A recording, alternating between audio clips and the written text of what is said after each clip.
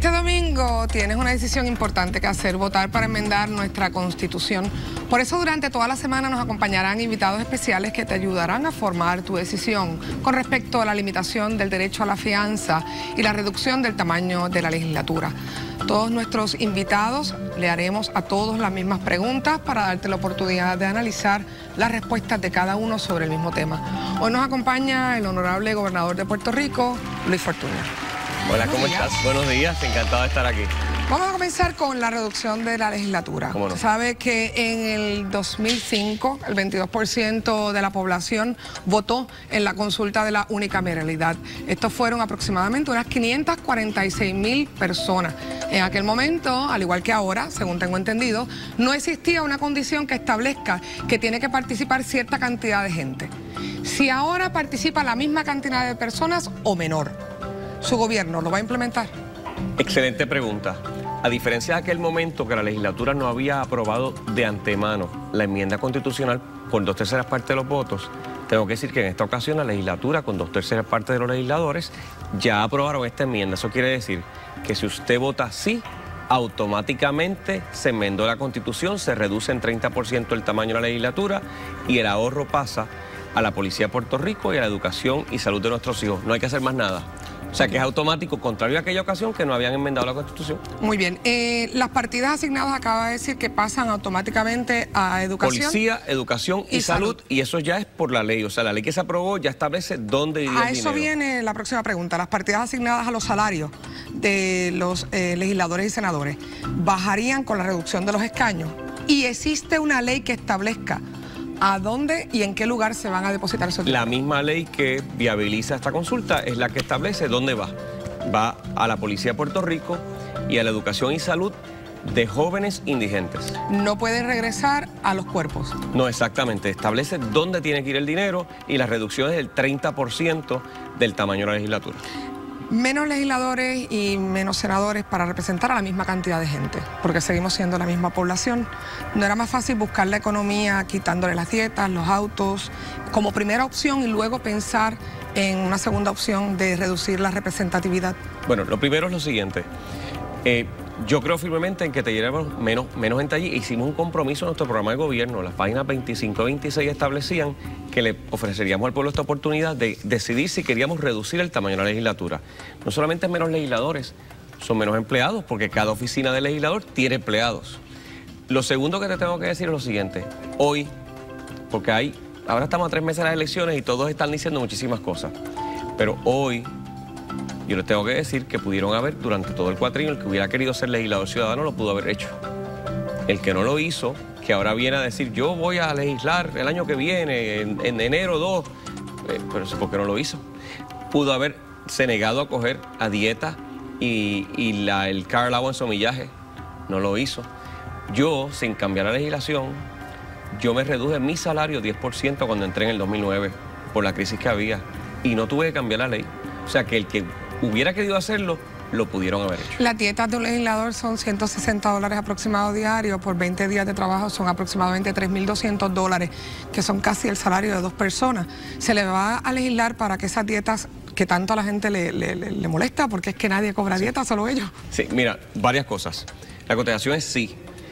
Primero, sí, hoy yo me comprometí, ahora es a lo que voy. Yo me comprometí, número uno, a que la gente pudiéramos votar para bajar el número de legisladores. Si vas a votar el sí el domingo, va a ocurrir automáticamente porque ya se aprobó la resolución que enmienda la Constitución. Segundo, me comprometí a que en este cuatrienio y el próximo no hubiera aumento de salario. Como presidente de la conferencia legislativa, habíamos logrado ya que en este cuatrienio no hubiese aumento y ya sometimos la legislación para que hoy, espero que sea hoy mismo, aprueben de que el cuatrienio que viene tampoco haya aumento y estamos eliminando lo que se aprobó allá en los años 90 de que había un aumento automático. ¿Y en esa eliminación se van a eliminar las dietas o no? A eso es lo que voy. En el programa de gobierno tenemos de que el gobierno federal ha aprobado, tiene un programa de compensación en las 3 ramas de gobierno. Nosotros nos comprometemos ahora a cambiar el plan de compensación en las 3 ramas de gobierno para hacerlo justo y equitativo, copiando lo que se ha hecho en el gobierno federal. Y en esas líneas que iríamos, pero lo primero es que había que hacer era reducir el tamaño de la legislatura y segundo, eliminar el aumento automático que viene desde los años 90 y que nadie lo había eliminado. Yo quisiera que la gente entienda Y acuérdate, ¿cuánta gente no te prometió que iba a reducir el tamaño de la legislatura? Nadie lo hizo, nadie se atrevió a hacerlo. O sea, soy el primero que se atreve a hacer lo que dije que iba a hacer. Bueno, ahora mismo vamos a pasar entonces al tema de la fianza, sí, para que no te el tiempo. ¿Puede ahora mismo un juez imponer una fianza de forma que el acusado, al no poder pagarla, se le prive indirectamente de su libertad? Sí, pero hay dos cosas que te tengo que decir. El 95% de los casos se reduce la fianza, porque la misma Constitución en otra sección dice que no puede ser excesiva. Y tenemos el caso, ahora mismo tenemos un anuncio que está corriendo del señor Luis Arbelo, que le mataron a su hijo Félix, era un muchacho de 19 años, un éxito en el boxeo, en el deporte, lo mataron y le dieron fianza al individuo y luego le bajaron la fianza y el individuo por más de un año estuvo en la calle y él se sentía amedrentado. Después de haber perdido al hijo, también tenía que don Luis y su esposa sentirse amedrentados. Yo entiendo que no. Tenemos que darle tranquilidad también a las familiares de las víctimas. La necesidad de enmendar la Constitución y es una forma de decirle directamente usted a los jueces qué hacer en algunos casos en particular. O sea, usted le está diciendo cuando enmienda la Constitución a los jueces, en estos casos van a hacer esto particularmente. ¿Eso es que no está contento con el trabajo de sus subalternos los fiscales o que los jueces no están haciendo su trabajo desde su perspectiva? Porque los jueces los nombran los gobernantes. Sí, pero fíjate, lo que pasa es lo siguiente, los jueces están haciendo el trabajo que les corresponde hacer con las herramientas que tienen.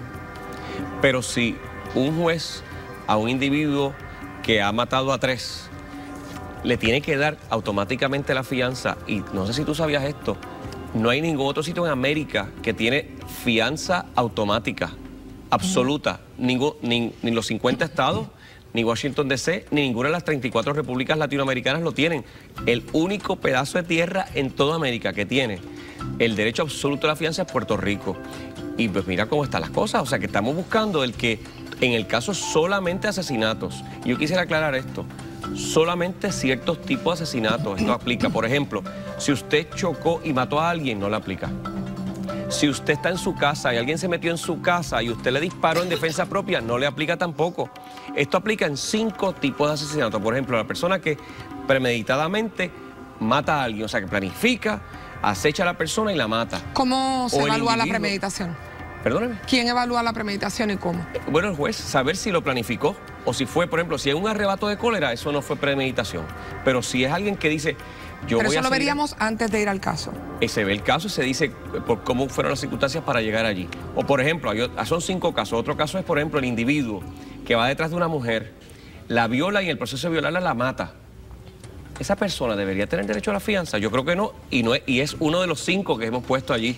Gobernador, ¿existe una estadística donde se le pueda demostrar al pueblo que efectivamente las personas que están bajo fianza continúan cometiendo más crímenes? Sí, te voy a decir, desde este año 2012, a fines del año pasado, yo entré en un acuerdo con Fiscalía Federal para que de las 13 regiones policíacas, en las 5 que más crímenes había, entrar en un acuerdo de que todo aquel que cometiera un crimen violento con armas ilegales, la policía de Puerto Rico lo iba a coger, lo iba a llevar ante un fiscal de Puerto Rico y ese fiscal, en vez de radicar el caso en el Tribunal de Puerto Rico, lo iba a radicar en el Tribunal Federal. En los primeros 7 meses del año hemos logrado acusar 443 individuos violentos.